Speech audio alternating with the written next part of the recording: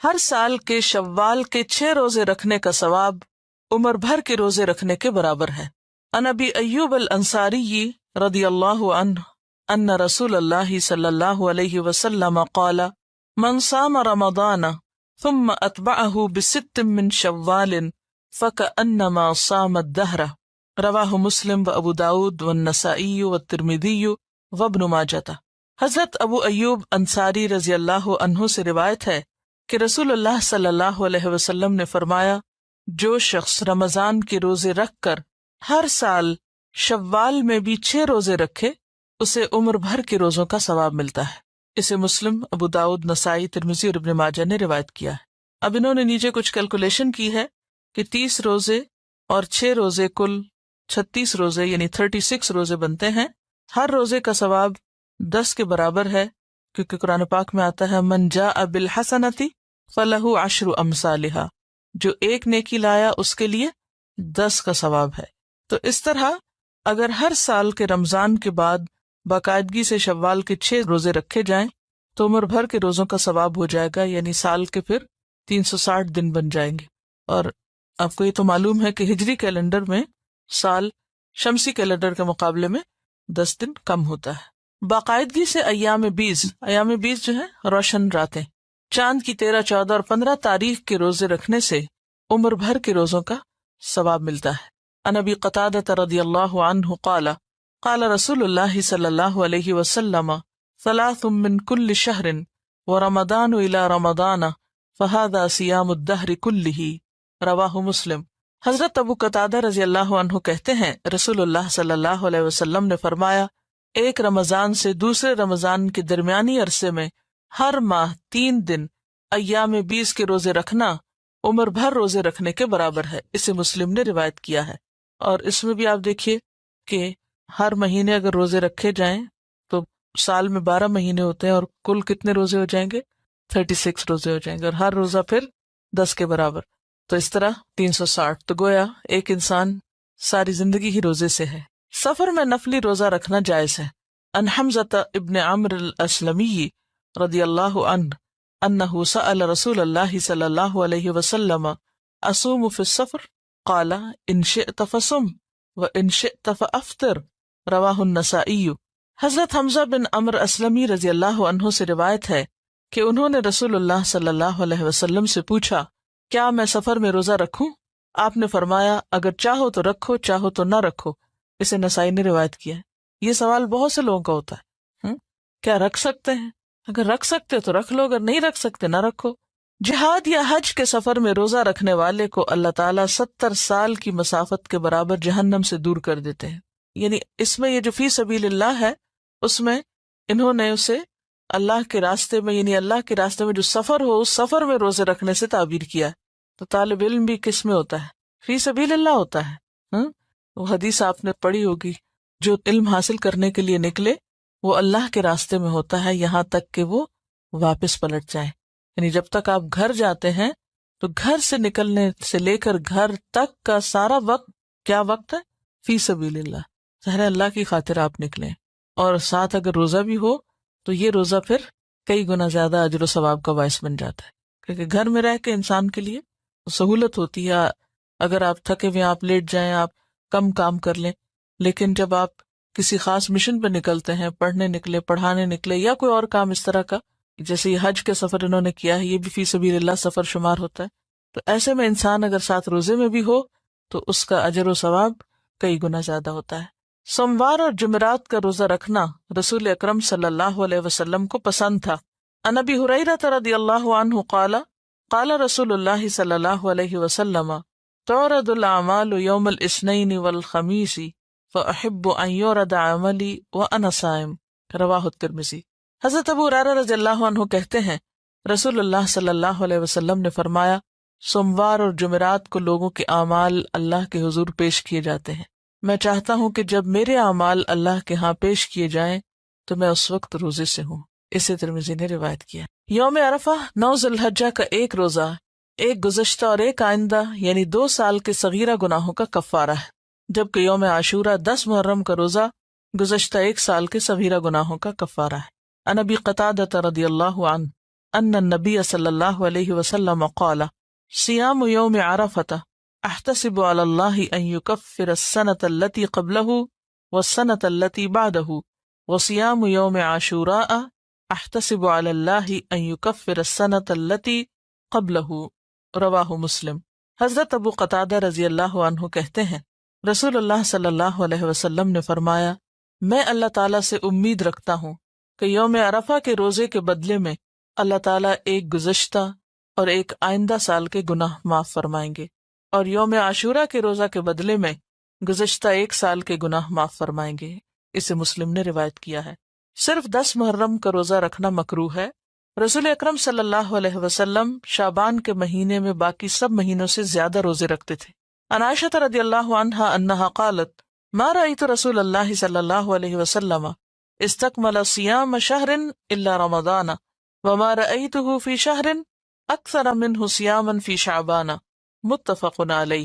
حضرت عائشہ رضی اللہ عنہا کہتی ہیں میں نے رسول اللہ صلی اللہ علیہ وسلم کو رمضان کے علاوہ کسی مہینے کے پورے روزے رکھتے نہیں دیکھا، نہ ہی شعبان کے علاوہ کسی دوسرے مہینے میں کثرت سے روزے رکھتے دیکھا۔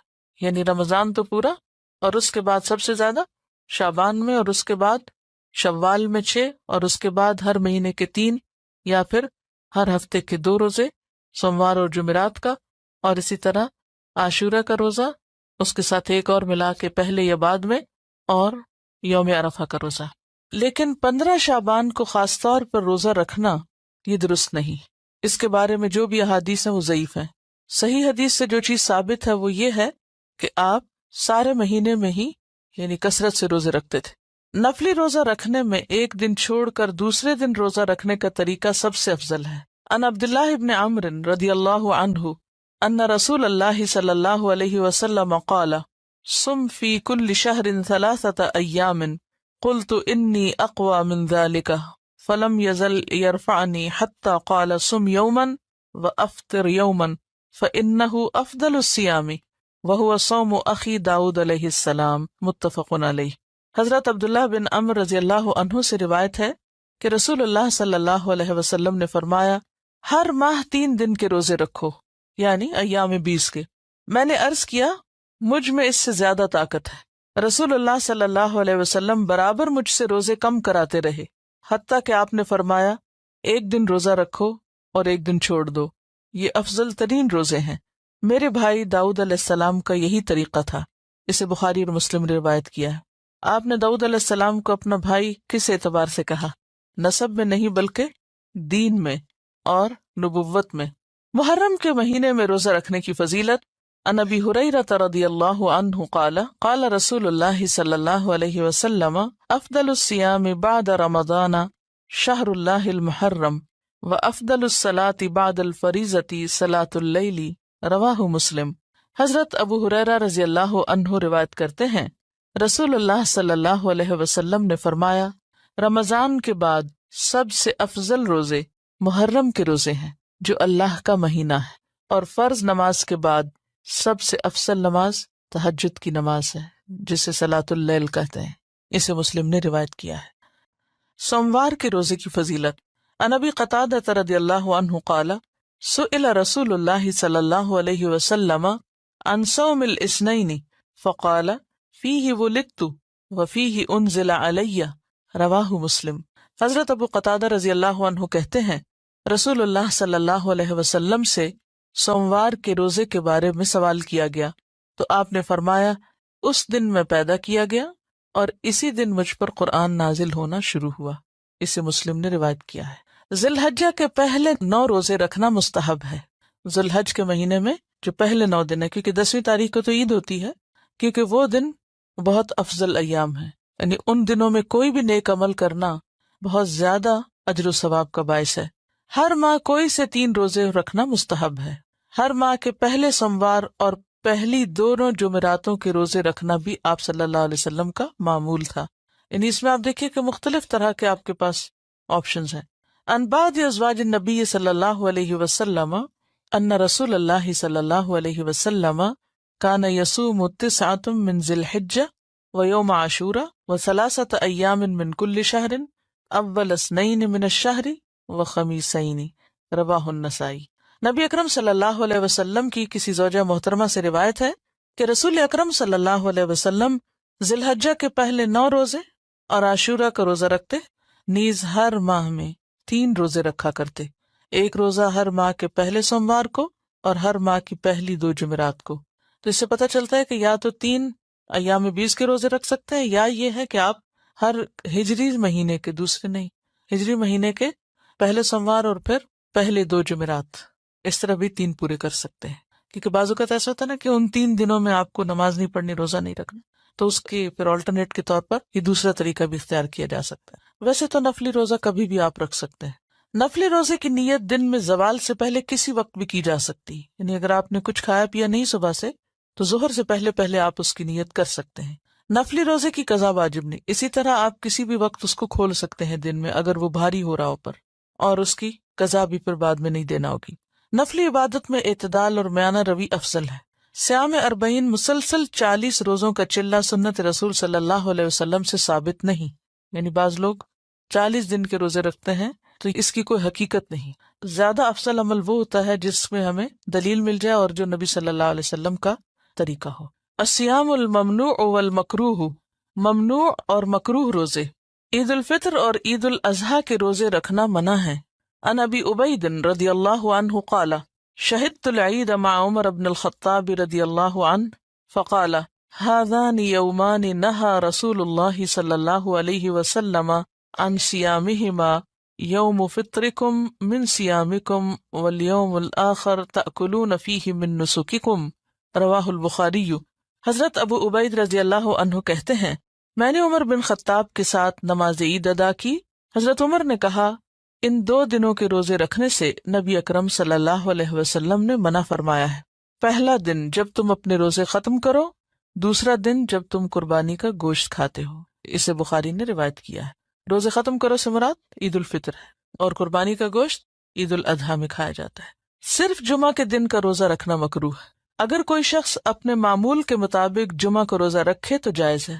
مثلاً اگر کوئی شخص ہر دوسرے یا تیسرے دن روزہ رکھنے کا عادی ہے اور کسی دن جمعہ کا روزہ آ جاتا ہے تو وہ جائز ہے، جیسے صوم داؤدی میں ایک دن چھوڑ کے ایک دن روزہ رکھتے ہیں تو اس صورت میں درست ہے، ورنہ خاص طور پر جمعے کی نیت کر کے کہ یہ بہت مبارک دن ہے، اس دن زیادہ ثواب ہوگا، ایسا کرنا درست نہیں، کیونکہ سنت سے اس کی دلیل نہیں۔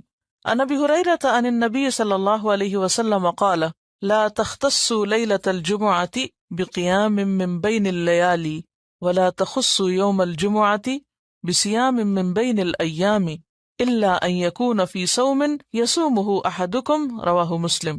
حضرت ابو ہریرہ رضی اللہ عنہ سے روایت ہے کہ نبی اکرم صلی اللہ علیہ وسلم نے فرمایا جمعہ کی رات، یعنی جمعہ اور جمعرات کی درمیانی رات جو تھی نا، جمعرات جب ختم ہوتی ہے اور اگلے دن جمعہ ہوتا ہے تو وہ رات بیچ کی، اس کو قیام اللیل کے لیے مقرر نہ کرو، فکس نہ کرو، اور نہ جمعہ کے دن کو روزے کے لیے مخصوص کرو۔ ہاں اگر کوئی شخص روزہ رکھنے کا عادی ہو اور اس میں جمعہ آ جائے تو پھر جائز ہے۔ اسے مسلم نے روایت کی، یعنی بالکل واضح حدیث ہے۔ ہمارے ہاں بعض لوگ شب جمعہ مناتے ہیں اور وہ اسی رات کو زیادہ عبادت کرتے ہیں، حالانکہ اس سے منع کیا گیا ہے کہ صرف اس رات کو مخصوص نہ کیا جائے۔ عن ابی ہریرہ رضی اللہ عنہ قال سمعت رسول اللہ صلی اللہ علیہ وسلم یقول لا یصوم احدکم یوم الجمعۃ الا یوما قبلہ او بعدہ، رواہ البخاری۔ حضرت ابو ہریرہ رضی اللہ عنہ کہتے ہیں کہ میں نے رسول اللہ صلی اللہ علیہ وسلم کو فرماتے ہوئے سنا ہے کوئی آدمی صرف جمعہ کا روزہ نہ رکھے، اگر رکھنا چاہے تو ایک دن پہلا یا پچھلا ساتھ ملا کر رکھے، یعنی جمعرات اور جمعے کا یا جمعے اور ہفتے کا رکھ سکتا ہے، ورنہ خالی جمعے کا نہ رکھے۔ اسے بخاری نے روایت کیا۔ اس کی کیا حکمت ہو سکتی ہے؟ اس سے کیوں منع کیا گیا ہے؟ کیا سمجھ میں آتا ہے آپ کو؟ جمعہ عید کا دن ہے، اور اصل میں بات یہ ہے کہ جو چیز اللہ اور اس کے رسول صلی اللہ علیہ وسلم نے مخصوص نہیں کی وہ ہمیں اپنی طرف سے، اپنی عقل سے، اپنے قیاس سے نیکی سمجھ کے مخصوص نہیں کرنی چاہیے، ٹھیک ہے نا؟ کیونکہ اگر کوئی چیز قیاس کے ذریعے عبادت بن سکتی تو پھر یہ جمعے کی رات کو ہماری تصور اور خیال میں ایک نیکی کی رات سمجھا جاتا ہے، تو یہ سوچ کے کہ اس دن کا ثواب زیادہ ہے کیونکہ جمعے کے دن کے کئی فضائل ہیں، لیکن اسی دن روزہ رکھنے سے منع کر دیا گیا۔ تو اصل حکم کیا ہے کہ ما آتاکم الرسول فخذوہ وما نہاکم عنہ فانتہوا، جو وہ دیتے ہیں تم کو لے لو، جس سے روکتے ہیں رک جاؤ۔ اصل معاملہ اطاعت کا معاملہ ہے۔ کہ کون کتنا فرما بردار ہے۔ اور ویسے بھی آپ دیکھیے کہ دین میں بہت ساری چیزیں جنہیں اللہ اور اس کے رسول صلی اللہ علیہ وسلم نے مقرر نہیں کیا، وہ بندوں پہ مقرر کر دینا کیا ہے؟ بندوں کے ساتھ زیادتی، بندوں کے لیے زندگی دوبھر کرنا ہے۔ جیسے کہ یہ چیز اتنے 1000 دفعہ پڑھو، تو وہ کیا ہے بندوں کے لیے؟ مشکل، یعنی اللہ کا ذکر بھی ایک بوجھ بن گیا۔ تو اسی طرح کوئی بھی دن کسی کام کے لیے اس طرح مقرر کر دینا کہ اس میں پھر اس کام کی پابندی کی جائے، جبکہ اللہ اور اس کے رسول صلی اللہ علیہ وسلم نے پابندی نہیں کروائی، تو یہ بندوں کے لیے مشکلات پیدا کرنے کا سبب ہے، اور اس سے پرہیز کرنا چاہیے۔ یعنی انسانوں کو کوئی حق نہیں کہ اب شریعت میں اضافے کرے۔ صوم وصال یعنی شام کے وقت روزہ افطار نہ کرنا اور کچھ کھائے پیے بغیر اگلا روزہ شروع کر دینا مکروہ ہے۔ اس کو صوم وصال، وصال کا مطلب ہوتا ہے جوڑنا، ملانا۔ عن ابی ہریرہ رضی اللہ عنہ قال نہى رسول اللہ صلی اللہ علیہ وسلم عن الوصال في الصوم فقال له رجل من المسلمین انك تواصل یا رسول اللہ صلی اللہ علیہ وسلم قال وأيكم مثلی انی ابیت یطعمنی ربی ویسقینی متفق علیہ۔ حضرت ابو ہریرہ رضی اللہ عنہ کہتے ہیں رسول اللہ صلی اللہ علیہ وسلم نے صوم وصال سے منع فرمایا۔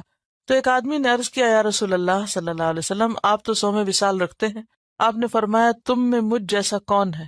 میں رات کو سوتا ہوں تو مجھے میرا رب کھلاتا بھی ہے پلاتا بھی ہے۔ اسے بخاری اور مسلم نے روایت کیا۔ اب اس کھلانے پلانے سے مراد وہ بھی ہو سکتا ہے جیسے حضرت مریم کو یعنی معجزاتی طور پہ کھلایا پلایا جاتا تھا، اور اس سے مراد روحانی غذا بھی ہو سکتی کہ انسان اگر روحانی طور پر زیادہ مضبوط ہو تو اگر دنیاوی اعتبار سے کھانا پینا کم بھی ہو تو انسان کے اندر پھر بھی اسٹیمنا باقی ہوتا ہے۔ اب اس کا اصل معنی آپ نے خود نہیں بتایا، لہٰذا ان دونوں میں سے کوئی بھی ہو سکتا ہے۔ اور یہ جو کہا تم میں مجھ جیسا کون ہے، تو اس سے مراد یہ کہ میں تو اللہ کا پیغمبر ہوں۔ آپ کی حیثیت تو مختلف ہے اس اعتبار سے، اور آپ کی طاقت اور آپ کی جو اسٹیمنا ہے وہ عام بندوں سے کہیں زیادہ تھا، عبادت کا اور باقی کاموں کے لیے بھی۔ رمضان شروع ہونے سے پہلے استقبال کے طور پر روزے رکھنا منع ہے۔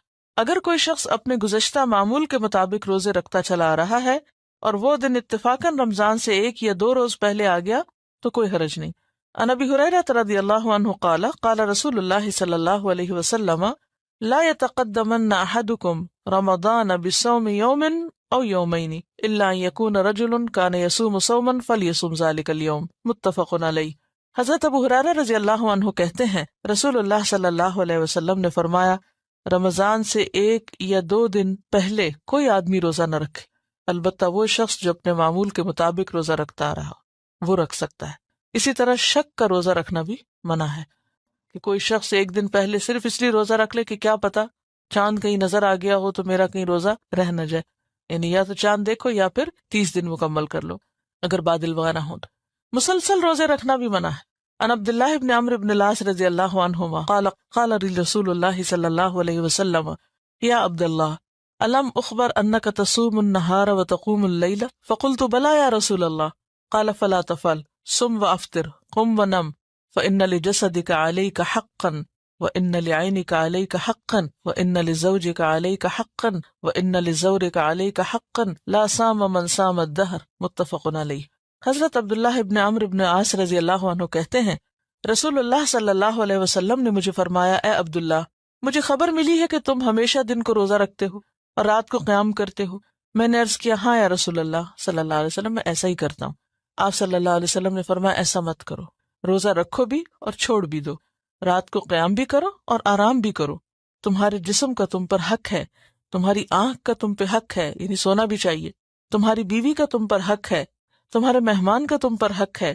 جس نے مسلسل روزے رکھے اس کا کوئی روزہ نہیں، کیونکہ وہ پھر جسم ویسے ہی عادی ہو جاتا ہے بھوکا رہنے کا، تو وہ پھر بھوک کی جو ایک کیفیت ہوتی ہے یا تڑپ ہوتی ہے وہ محسوس بھی نہیں ہوتی، وہ روزہ نہیں بلکہ عادت ہو گئی، جسے بخاری اور مسلم نے روایت کیا۔ ایام تشریق یعنی 11، 12، 13 ذوالحجہ کے روزے رکھنا منع ہے، البتہ جو حاجی قربانی نہ دے سکے وہ منا میں ایام تشریق کے روزے رکھ سکتا ہے۔ عن عائشة وابن عمر قال لم يرخص في ایام التشریق ان يصمن الا لمن لم يجد الهدی رواہ البخاری۔ حضرت عائشہ اور حضرت ابن عمر رضی اللہ عنہما سے روایت ہے کہ ایام تشریق میں کسی آدمی کو روزہ رکھنے کی اجازت نہیں دی گئی سوائے اس حاجی کے جو قربانی نہ دے سکے۔ یہاں اصل میں لمن لم یجد الہدی ہے، اس کا ترجمہ ہے کہ جو ہدی نہ پائے، یعنی جو قربانی نہ دے سکتا ہو، یہ مراد ہے۔ حاجی کو عرفات میں 9 ذی الحج یعنی یوم عرفہ کا روزہ رکھنا منع ہے۔ ان میمونہ رضی اللہ عنہا ان الناس شکوا فی صیام النبی صلی اللہ علیہ وسلم یوم عرفہ فارسلت الیہ بحلاب وهو واقف فی الموقف فشرب منہ والناس ینظرون، متفق علیہ۔ حضرت میمونہ رضی اللہ عنہا سے روایت ہے کہ لوگوں نے عرفہ کے دن نبی اکرم صلی اللہ علیہ وسلم کے روزے میں شک کیا تو انہوں نے یعنی حضرت میمونہ نے آپ کے پاس دودھ بھیجا، آپ نے اس پیالے سے دودھ پیا۔ اس وقت آپ میدان عرفات کے موقف میں کھڑے تھے، لوگ آپ کو دیکھ رہے تھے۔ اسے بخاری اور مسلم نے روایت کیا۔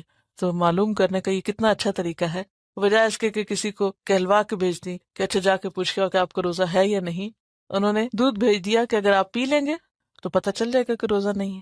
نصف شعبان کے بعد روزے نہیں رکھنا چاہیے۔ عن ابی ہریرہ رضی اللہ عنہ قال قال رسول اللہ صلی اللہ علیہ وسلم اذا بقی نصف من شعبان فلا تصوموا، رواہ الترمذی۔ حضرت ابو ہریرہ رضی اللہ عنہ کہتے ہیں رسول اللہ صلی اللہ علیہ وسلم نے فرمایا جب نصف شعبان باقی رہ جائے یعنی رمضان سے 15 دن پہلے تو نفلی روزے نہ رکھو۔ اسے ترمذی نے روایت کی۔ کیوں منع کیا گیا؟ تاکہ رمضان کے لیے طاقت بحال ہو جائے۔ عورت کا اپنے شوہر کی اجازت کے بغیر نفلی روزہ رکھنا منع ہے۔ عن ابی ہریرہ رضی اللہ عنہ ان رسول اللہ صلی اللہ علیہ وسلم قال لا تصوم المرأة وزوجها شاهد یوما من غیر شہر رمضان الا باذنه، رواہ الترمذی۔ حضرت ابو ہریرہ رضی اللہ عنہ سے روایت ہے کہ رسول اکرم صلی اللہ علیہ وسلم نے فرمایا کوئی عورت اپنے شوہر کی موجودگی میں اس کی اجازت کے بغیر سوائے رمضان کے روزوں کے نفلی روزے نہ رکھے۔ اس میں یہ ہے کہ رمضان کے روزے میں شوہر سے نہیں پوچھا جائے گا، اور رمضان میں اگر کچھ چھٹ گئے تو قضا کرنا جو ہے وہ بھی فرض روزہ ہی ہے، اور وہ یعنی رمضان کے روزے کی ادائیگی ہے، اس لیے اس کی بھی اجازت ہے، وہ انسان پوچھے بغیر رکھ سکتا ہے، ورنہ عام نفلی روزے نہیں۔ کیوں منع کیا گیا؟ شوہر اور بیوی کے تعلقات جو ہے وہ روزے کی حالت میں منع ہے، تو اس میں یہ ہے کہ ایسی عبادات جن میں دونوں کے تعلقات میں کسی قسم کی کشیدگی پیدا ہو سکتی ہو ان میں باہمی مشورہ ضروری ہے۔ اس میں دین کا حسن آپ دیکھیے، باہمی تعلق جو ہے وہ سکون کا باعث ہے۔ وہ سکون کا باعث اسی وقت ہوتا ہے کہ جب آپس کی کمیونیکیشن ہوتی ہے، انڈرسٹینڈنگ ہوتی ہے۔ اگر شوہر بیوی کے درمیان کوئی کمیونیکیشن ہی نہیں، آپس میں مشورہ ہی نہیں، کسی معاملے میں کوئی گفتگو ہی نہیں، تو وہ پھر مودتاً اور رحمتاً کا سبب نہیں ہو سکتا۔ تو اسی طرح اب فرضی روزے تو فرضی انڈرسٹینڈ سب نے رکھنے، تو اس سے یہ بھی پتہ چلتا ہے کہ اگر عورت کوئی نفلی کام کری، کوئی نیکی کا کام کری، تو اسے شوہر کو ساتھ لے کے چلنا چاہیے۔ ٹھیک ہے نا، مثلا آپ قرآن پڑھ رہے ہیں تو اس میں شوہر کو بھی ساتھ لے کے چلنا، یہ نہیں کہ جو پڑھ کے گئے بس خاموشی گھر میں جا کے کچھ شیئر نہیں کیا، نہیں، شیئر کیا کرے، ڈسکس کیا کرے، یہ پڑھا ہے، یہ نہیں کہ وہ فتوے دینا شروع کر دیں یا پڑھانا ان کو شروع کر دیں، لیکن ان کے ساتھ ڈسکس کرے۔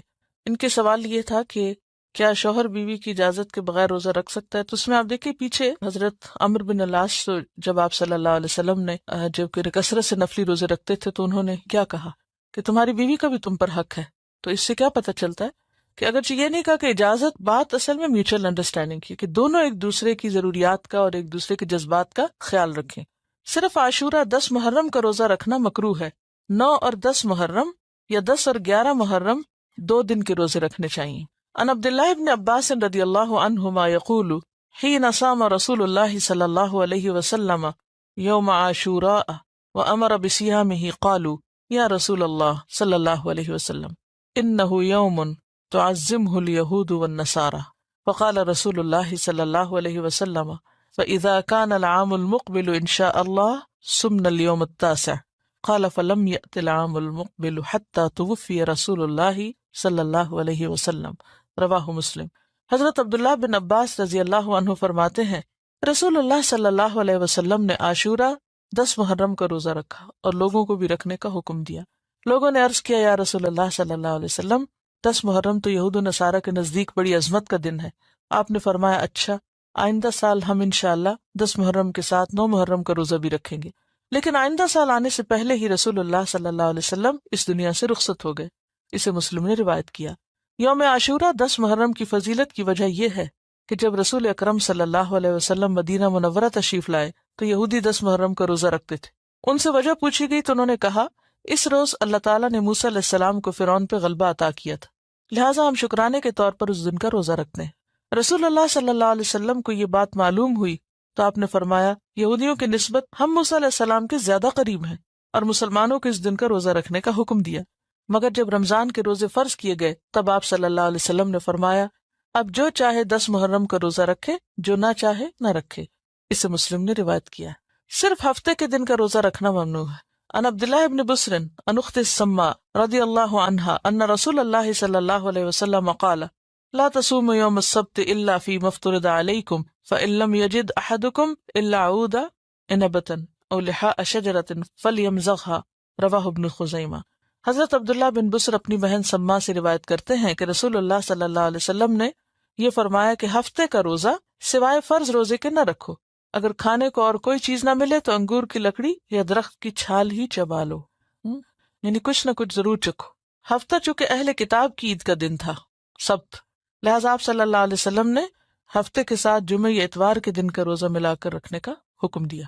عید الاضحیٰ کے دن جو صبح کے وقت روزہ رکھتے ہیں وہ قربانی کے گوشت سے کھولنا چاہیے، اور اگر کسی کو زیادہ بھوک لگی تو عید کے بعد پھر وہ کسی بھی چیز سے کھول لے۔ لیکن صحابیات کے اس بارے میں ہمیں عمل یہ ملتا ہے کہ وہ بچوں کو دودھ تک نہیں پلاتی تھی، یعنی صبح اٹھنے سے لے کر عید پڑھنے تک کم از کم، اور قربانی کرنے تک اصل میں یعنی روزہ رکھتے تھے بغیر کچھ کھائے پیے، یہ نہیں کہ سحری کھا کے روزہ رکھتے، نہیں کچھ نہیں کھاتے تھے۔ لیکن عید الفطر کے دن کھجور کھانا آپ صلی اللہ علیہ وسلم کی سنت ہے، ویسے کچھ بھی میٹھا کھا سکتے۔ وآخر دعوانا ان الحمد للہ رب العالمین، سبحانک اللہم وبحمدک، نشہد ان لا الہ الا انت، نستغفرک ونتوب الیک۔ السلام علیکم ورحمۃ اللہ وبرکاتہ۔